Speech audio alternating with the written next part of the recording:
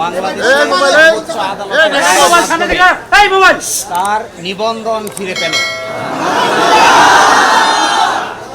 Politically motivated PIL বা রাজনৈতিক উদ্দেশ্যে দায়েরকৃত মামলার মাধ্যমে জামায়াতের নিবন্ধন কেড়ে নেওয়া হয়েছিল।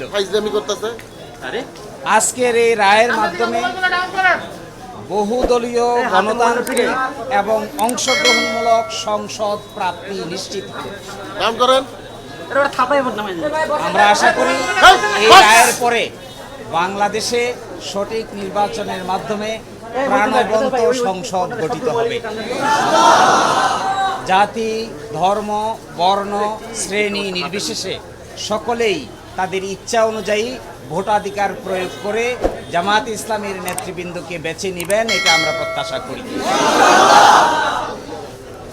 এবং আমরা এটাও প্রত্যাশা করি বাংলাদেশের আগামী সংসদে ইন্টারেস্টিং এবং কনস্ট্রাকটিভ বিতর্ক হবে, যার মাধ্যমে ডেমোক্রেসি একটি স্থায়ী রূপ লাভ করবে।